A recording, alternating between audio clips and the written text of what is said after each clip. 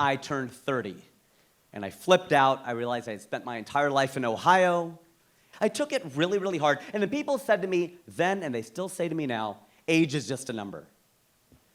All right, fine. Then your weight is just a number.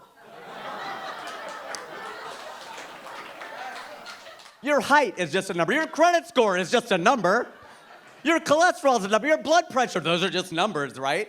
But numbers have value, which implies they have meaning. They mean something. Like, doesn't it already feel like this year has moved so fast? It's shorter than any year so far, right? Well, there's some math to that. I'm gonna break it down, all right? My son, I have a son, by the way.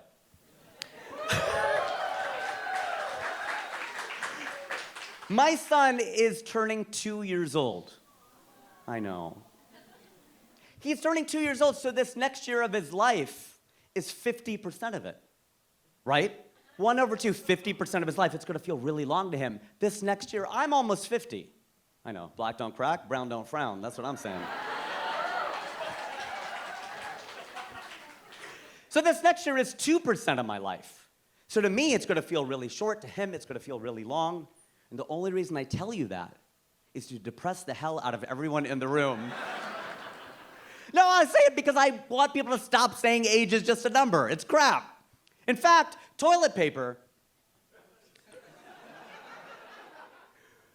is a very good analogy, in fact, because when you sit down and check to see how much toilet paper is left, hopefully in the reverse order, you check, and then you sit down. When you think half of the roll is left, there's actually less than half left because of the way that circumference works. Think about it, right? There's more on the outside than there is on the inside, like people in LA.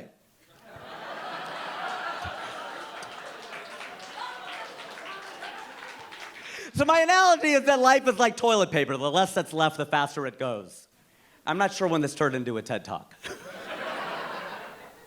But that's okay. I turned 30, I flipped out, and I moved to California, moved to Los Angeles, specifically to be a full-time comedian and an actor.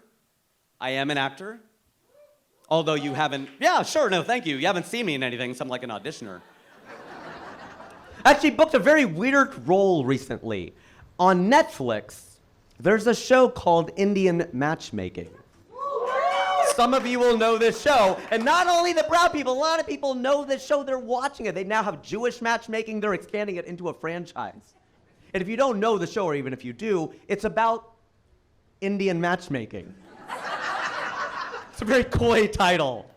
So I actually do the audio description for the show.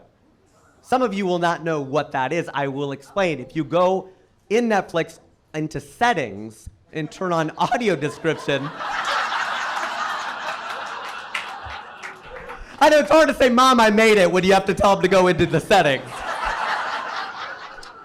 But it's for the seeing impaired. It helps them hear what's going on. You narrate the show. It's really kind of a crazy thing. It's kind of cool to be able to do this. I don't know. It's the role that I was able to book. But that show cracks me up. Indian matchmaking cracks me up. If you've seen it, or even if you haven't, the star of the show is someone named Seema Auntie. And what her job is to connect South Asians together romantically, and she is right about 0% of the time. That's a strange premise for a show. It'd be like turning on SportsCenter. Here's all the shots Steph Curry missed last night. I don't want to see that. I want to see my boy traded from 10 feet behind the three-point line. It's crazy. But she'll say that stuff. She'll criticize, especially the women. She's a little sexist. Seema Auntie. She will say to the women, "Mia beti, you have too many criterias." She takes this word criteria and she makes it even more plural.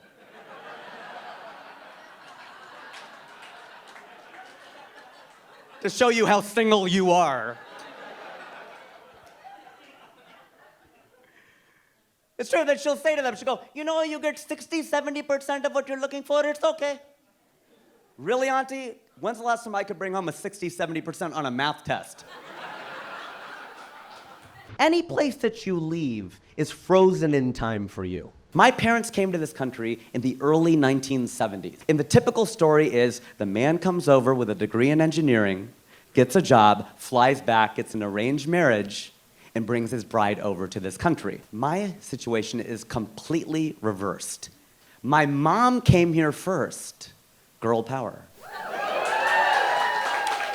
She came from a progressive Punjabi family. Her parents believed that they had 2 sons, 4 daughters. They're all going to college equally. This is the 1950s in India. They made it happen. Okay, that was amazing. My mom comes over here in 1970. She flies back to marry the man with whom she's in love. It was a love marriage. It was a love marriage, not an arranged marriage. Well, it was kind of an arranged marriage, because my dad arranged to become a completely different person after they got married. In that way, every marriage is an arranged marriage.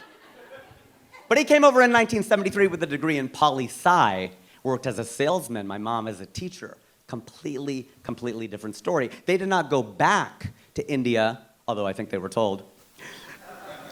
They did not go back to India until 1985, which is a long time. And we thought that was a long time until we found out recently that one of my mom's really good friends went back to India for the first time this year. She left in 1968. And she gets back and she's like, oh my God.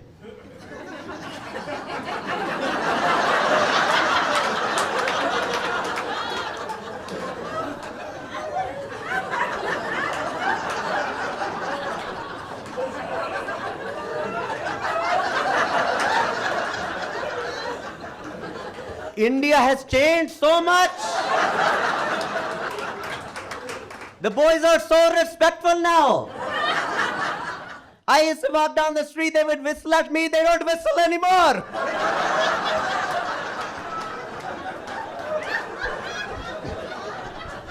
Like, that auntie has swag. I gotta bottle up and sell it like 5-hour energy. Also invented by an Indian. Because, of course, there's not much of a language barrier. It's one thing we can thank the British for, all right? Everybody there, a lot of people there at least speak English.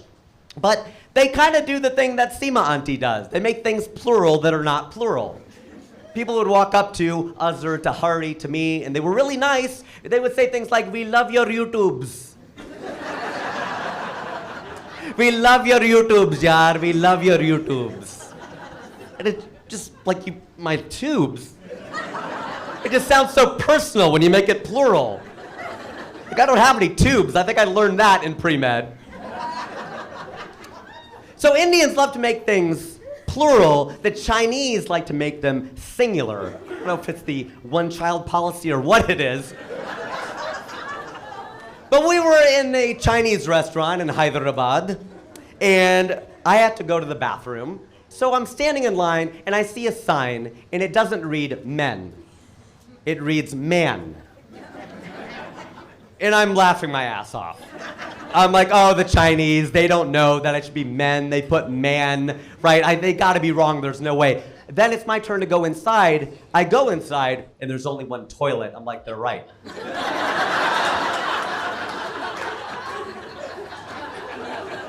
It's man. You can fit only one man in here at a time. The Chinese are always right, damn it. I find out that there's a group of people, API. This is a bunch of South Asian doctors, but they don't call it SAD, because they're happy. They make a lot of money. Make a lot of money. I think my doctor's here tonight. They make a lot of money, I'm telling you. What kind of medicine? Internal medicine. Isn't it all internal medicine? Unless you're a dermatologist, it's all internal medicine. And I remember saying something about how they make the least amount of money, sorry. But then I had a pediatrician come up to me, and she's like, actually, we make less money. I'm like, well, your patients are... They should make less. It's like operation. I mean, come on. I find out that this group, API, is setting sail from South America to Antarctica. Boom. I'm hitching a ride with these fools. I'm gonna do it. I don't care if I'm pre-med for 2 years. I'm gonna sleep in the hold of the ship like Leo DiCaprio. I'm in. Okay, I'm gonna do it. I hitch a ride. I take my college roommate along with me, and we fly down to Buenos Aires. I've been in Buenos Aires for 45 minutes, and I realized I really screwed up by not being born Latino. So close. The laid-back vibe, the beautiful people, the delicious food, it was incredible. I do this bar gig, it goes really well. And by the way, how am I getting these bar gigs? It's because when you're a comedian, you're sort of in the society of comedians. Like, you can hook each other up with this stuff. And comedians can be totally racist. We don't care. We have no line. So I hit up every Mexican comedian I knew. I was like, do you know anyone in Venezuela? And then they gave me people in Argentina, and that was it. So fly down there, do the gig, and it went, well enough that the crowd decides to take me out in Buenos Aires. I don't know if you've been there before, but it was incredible. I always thought Latinos were kidding when they said that they go really late. And everything starts late, goes late. I'm like, they're exaggerating. There's no way. Dinner at 11 p.m., bar at 12 a.m. We try to go to a club at 12:30. It's not open yet. This club opens at 1 a.m. We go for a drink, come back at 1:30. It's a line 50 people deep. We go inside, we dance till 5 in the morning. It's a Wednesday. So I have high hopes for tonight. Hungover, I board the ship for Antarctica. Okay, I get on the ship, I'm gonna do it. The reason my wife did not go on this trip is something called the Drake Passage. Anyone know what that is? The Drake Passage is the roughest seas in the world. It's 600 miles of water where ships can pitch up to 40 feet. My wife was like, no thanks. Rajiv already rocks my world hard enough.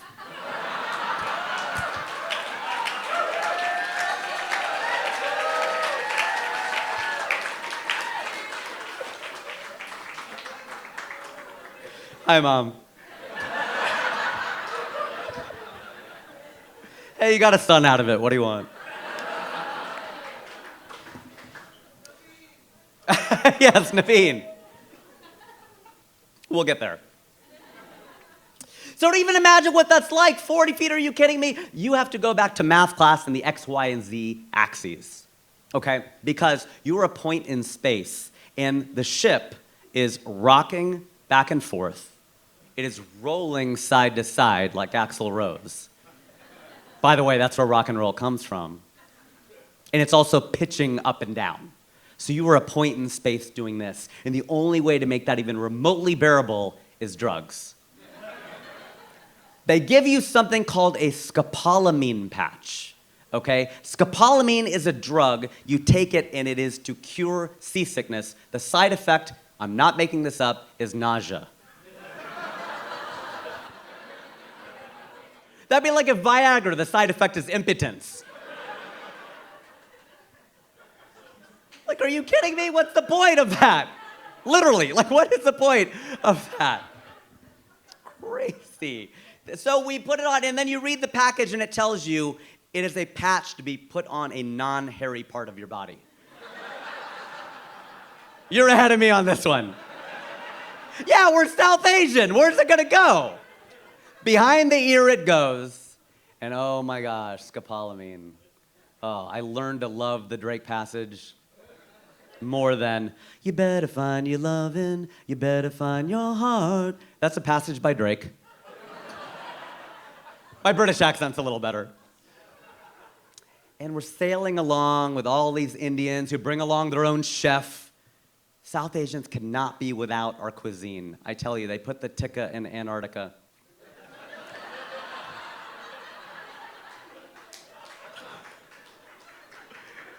I love a good pun. I'm a Punjabi. As we approach the continent, I begin to fret because it turns out they decide to tell us now, no company can promise you a continental landing. What? And they go, it's in the terms and conditions. I go, that's like a Droid or an iPhone. Who reads that stuff? You just scroll to the end and hit I agree. Are you kidding me? They go, no, because the ship goes in, and then because of the water, there's no landing docks. Antarctica's not a country, it's a landmass. So you have to wait for the water to smooth out, and it doesn't always do that. Luckily, our crew consisted mostly of Europeans. And if anybody can figure out how to invade a landmass.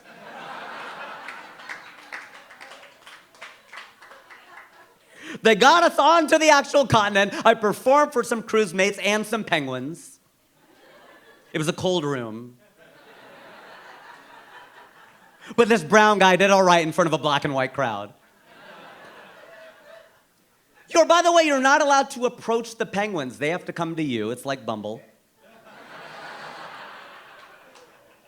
And the penguins are very cute, but they're kind of aloof. They kind of don't care that you're there. Then again, anytime anyone desperately traveled thousands of miles to come see me, I kind of blew them off too.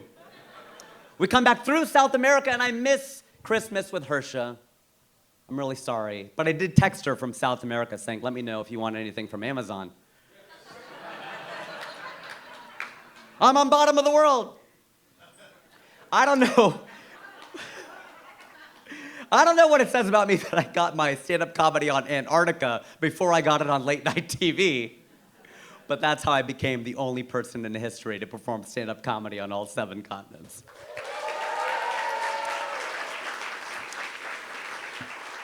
So I was telling you about how I moved from Cincinnati to LA. That whole thing was a tangent, because I'm a tangent. 2006. I moved to Los Angeles, and I am single, because I'm a professional comedian. Ain't nobody dating you in this town. If you're broke, man, it's tough. In LA, dating is hard.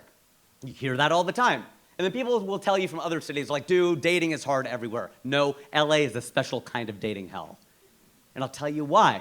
It's because everybody's selling and nobody is buying. There's a surplus of everything. You go to a party, everybody's looking for someone better to talk to. The guy right in front of you is like, subscribe to my newsletter, listen to my podcast, come to my show, and that's just me. I ended up getting really good at talking to women at bars. I spent a lot of time talking to women at bars, and all my male friends, all my man friends are always like, why are you always talking to women at bars? I go, because they're my height. The thing, all my guy friends are 6 feet tall. I got tired of doing this all the time. I wake up the next morning with a crick in my neck. And all these people are like, what, did you get some action last night? Did you go down on a girl? I'm like, no, I went up on a guy.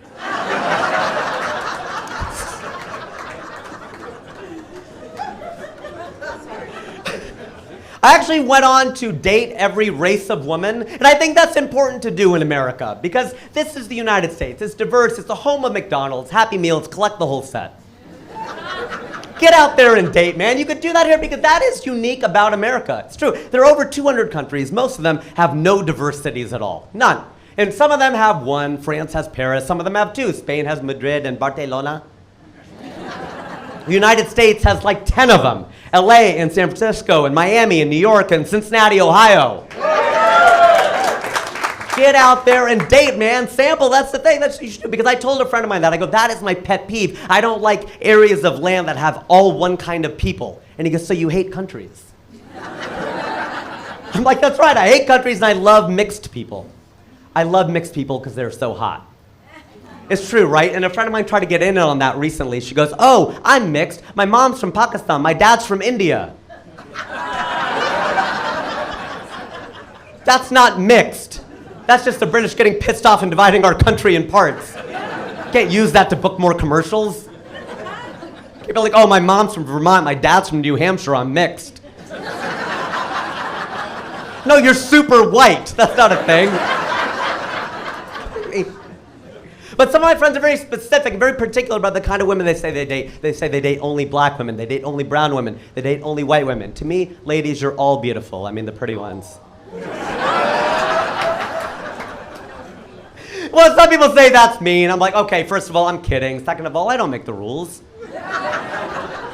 No, I'm not a chauvinist, but when I go to strip clubs, I don't give the girls dollar bills. I toss them Susan B. Anthony coins for the irony.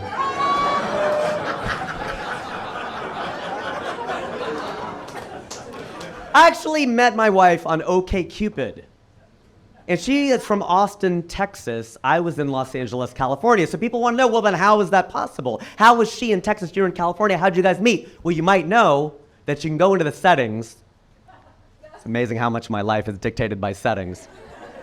And change the radius of people who are looking for you. It's true. Tip in case you need to know it. 5 miles, 25 miles, 250 miles, desperate. Mine was set to desperate.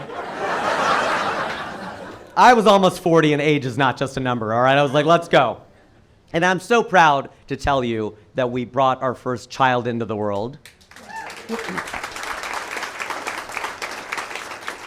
His name is Naveen, and in Hindi, that means new. So I guess we're gonna have to rename him every year. But it was the only name on which Harsha and I agreed. Because it's hard. Indian male names are hard. Indian male names are like penises. I really only like my own.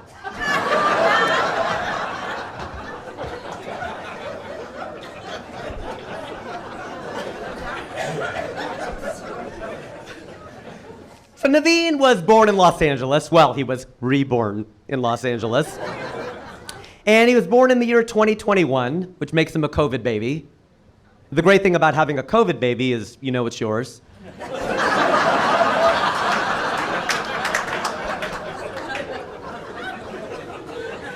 Although we had a lot of Amazon deliveries, so who knows? What can Brown do for you? Maybe we found out. I don't know. Because this was during the pandy, the Peej, the pandy, I love my abbreves. During the pandy, we did our birth classes online. And because we were in there with a bunch of other parents, we learned how stupid the questions are. And it makes you worry about the future of this country. Or the present, because these people are already here having kids. Okay? Somebody asked, they were like, look, this was during the pandemic, okay? So you were allowed only one visitor in the room. Everybody got it? One visitor in the room. It's during the pandemic. They have to be safe. It's California, all that stuff. One visitor in the room. So then people started asking, well, can anyone else come in? No, one person. It kind of helped us out because all 4 grandparents came to stay with us for a short Indian visit of 3 months.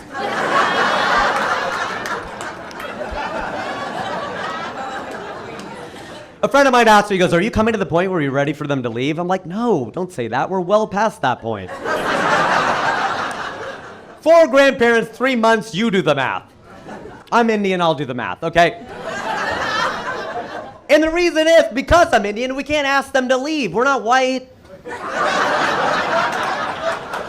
Now my friend Rob, over in Indiana, he was like, his mother-in-law came to stay for a long white visit of 5 days. On Sunday, it snows. And she goes, maybe I'll fly out on Monday. He goes, you're leaving today. I don't care if I have to shovel the runway. You're going. Try saying that to an Indian mother-in-law and see how long you live. So it kind of helped me out because God forbid they'd allow 2 visitors in the room. Which grandparent was going to go? That was a reality show I did not want to watch. I'm going, I'm the dad, Amazon deliveries notwithstanding. And so I'm going in. And then people are mad. They're pissed off because their grandparents came to town and they wanted to come in. And so they type and they yell into the computer and they're just like, oh, well, does the doctor count as a visitor? No, the doctor doesn't count. She's at work. She's not just hanging out with us. Do the nurses count? Any nurses here? Any Filipinos or Malayalis? Okay. That's the thing, though. Like, no, of course, they're at work. So just be a smartass. I type in, does the baby count as a visitor?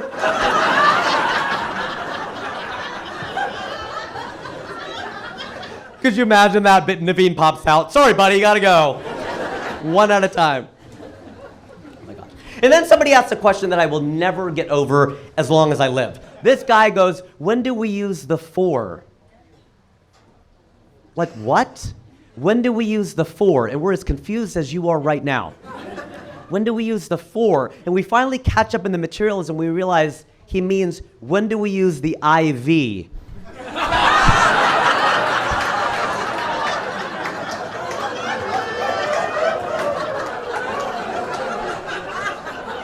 Who defaults to Roman numerals? The guy who names the Super Bowls? Like, well, what are you doing? Eventually, we found out that Naveen's blood type is B positive, and as Asian parents, that's the last B plus we let him get. But in this day and age of modern technology, it was great seeing the child develop in the womb. That's a really cool thing, because of tech, you get to actually see the child develop. You see the little fingers, little toes, you see the head, you see that spine. And it's great when you see that spine, because you know he's not going to be a Republican.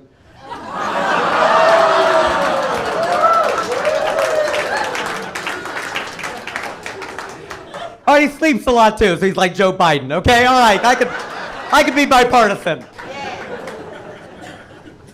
I'll leave you with this.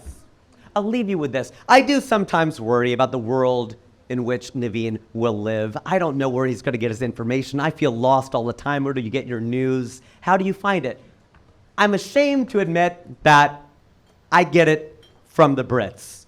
All right, from British news. I definitely read and watch British news like the BBC, The Guardian, The Economist, because I told you, we believe anything in that accent. And the thing is, the reality of it is, I don't feel that bad going outside to find out what's going on inside, because it's like when my wife and I go to a party. We're standing around in a circle. You ever do this with your spouse, and a stranger asks your spouse a question? Somebody will ask my wife a question, and whatever my wife says is something I've never heard her say before. I'm like, is that what's going on with her? Who knew? I think the reality is Barack Obama wanted to believe that we live in a post-racial world, right? And the thing is, I listen to Obama a lot because he's half black and half white. I'm neither black nor white. We have that in common. But remember, he would always use that phrase, let me be clear. He'd say that all the time. Let me be clear. Let me be clear. Let me be clear. Let me be clear. And after all these years, I finally figured out what he meant. I think in this racial world, he's just tired of being a color. Like, dear Lord, I don't want to be black. I don't want to be white. Let me be clear. And I got to clear out. You guys have been a lot of fun. Oh, my God.